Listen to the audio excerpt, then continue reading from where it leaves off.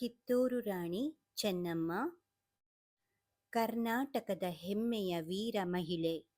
ಬ್ರಿಟಿಷರ ವಿರುದ್ಧ ಸಶಸ್ತ್ರ ಹೋರಾಟ ನಡೆಸಿದ ಮೊದಲ ರಾಣಿ ಕಿತ್ತೂರು ರಾಣಿ ಚೆನ್ನಮ್ಮ. ಪೂರ್ಣ ಹೆಸರು ಕಿತ್ತೂರು ರಾಣಿ ಚೆನ್ನಮ್ಮ. ಜನನ ಅಕ್ಟೋಬರ್ 23, 1778 ಬೆಳಗಾವಿ ಜಿಲ್ಲೆಯ ಕಾಕತಿ ಎಂಬ ಹಳ್ಳಿಯಲ್ಲಿ ಜನಿಸಿದರು.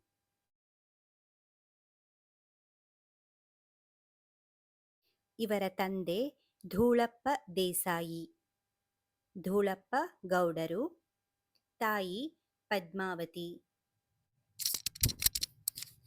ಬಾಲ್ಯ ಮತ್ತು ತರಬೇತಿ. ಬಾಲ್ಯದಲ್ಲೇ ಇವರು ಕುದುರೆ ಸವಾರಿ, ಬಿಲ್ವಿದ್ಯೆ ಮತ್ತು ಕತ್ತಿವರಸೆಯಲ್ಲಿ ಅತ್ಯುತ್ತಮ ತರಬೇತಿ ಪಡೆದಿದ್ದರು.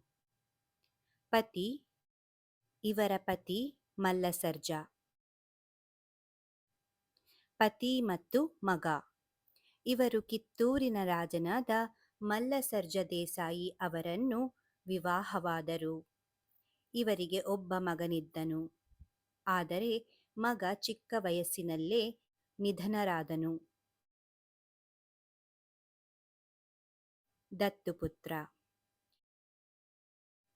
ಪತಿ ಮತ್ತು ಮಗನ ಮರಣದ ನಂತರ ಕಿತ್ತೂರು ಸಂಸ್ಥಾನವನ್ನು ಉಳಿಸಲು ಇವರು ಶಿವಲಿಂಗಪ್ಪ ಎಂಬ ಬಾಲಕನನ್ನು ದತ್ತು ಪಡೆದರು.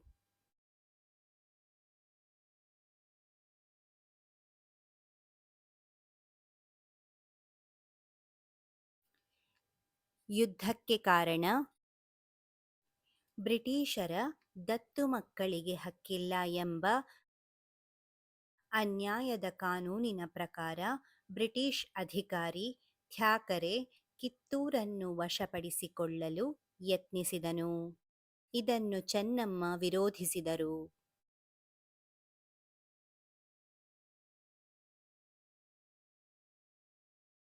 ಮೊದಲ ಯುದ್ಧ ಜಯ 1824.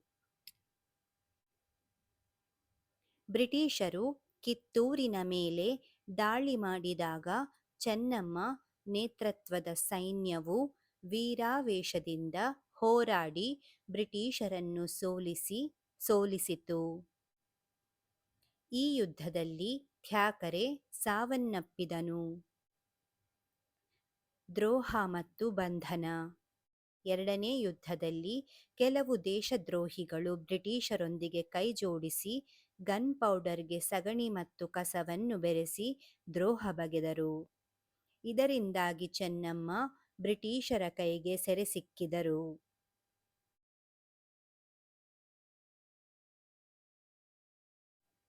ನಂಬಿಕಸ್ಥ ಸೈನ್ಯಾಧಿಪತಿ. ಇವರ ಅತ್ಯಂತ ನಿಷ್ಠಾವಂತ ಸೈನ್ಯಾಧಿಪತಿಯಾದ ಕ್ರಾಂತಿವೀರ ಸಂಗೊಳ್ಳಿ ರಾಯಣ್ಣ ರಾಣಿಯ ಬಂಧನದ ನಂತರವೂ ಬ್ರಿಟಿಷರ ವಿರುದ್ಧ ಗೆರಿಲ್ಲಾ ಯುದ್ಧವನ್ನು ಮುಂದುವರೆಸಿದನು.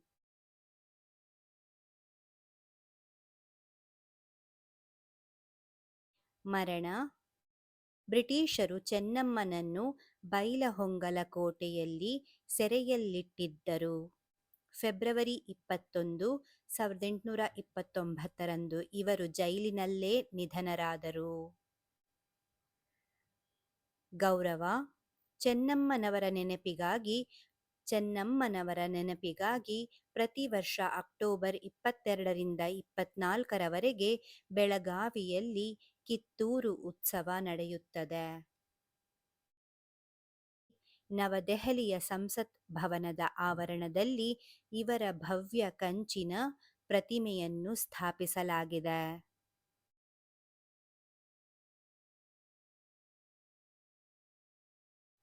ಇದಿಷ್ಟು ಕಿತ್ತೂರು ರಾಣಿ ಚೆನ್ನಮ್ಮನ ಬಗ್ಗೆ ಪುಟ್ಟ ಪ್ರಬಂಧ. ಧನ್ಯವಾದಗಳು.